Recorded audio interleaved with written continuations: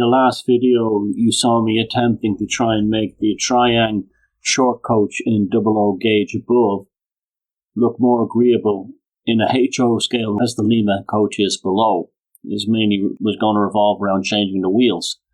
So using a Zuron rail cutter, I removed the awful Triang wheels. It took 4 cuts to get each wheel off, to cut through the metal axle that goes right through the entire bogie.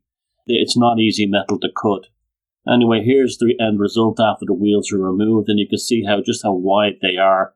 These are awful wheels. They have a tremendous amount of drag on them. No Triang locomotive could go more than 4 or 5. So here you can see the Liliput HO metal wheels I was planning to put in. The discrepancy between the distance of the pinpoint axle and the side of the bogie is enormous.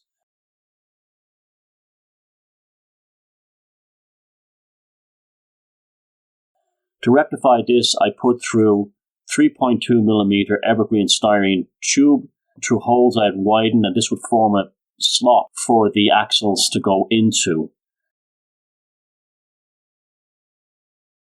As you can see here, the original Triang wheels are 12.46mm wide, plastic, with a very deep flange. I'm not particularly put off by that.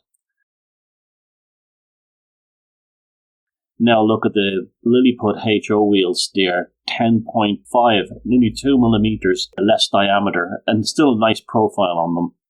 So then it was time to trim the tubes, the plastic tube, with sprue cutter, followed up by a saw, a razor saw to get them the right distance.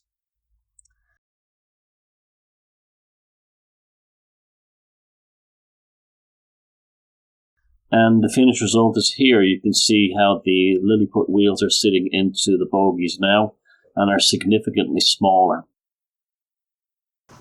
They're not perfect. These coaches now run freely than any Triang wheels would, and with a bit of oil they should get better.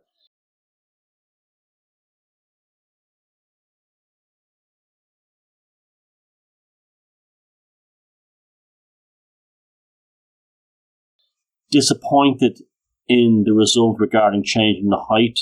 The Triang coach still towered above the Lima HO one, so that was a bit disappointing. I thought it would make some difference, so I decided to remove the bogies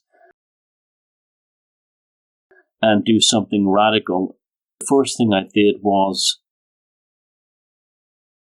cut the plastic washer that's molded onto the top of the bogies and brought it down to level, as well as where they sit. And there still wasn't any change at all, and I was getting really frustrated at this point. The buffers were a similar height, but the towering roof remained a problem. And just as I was about to give up, I realized that if I took off the lower area below the tumble home, it would not look prototypically incorrect, and lo and behold, I got something that was much more closer to HO.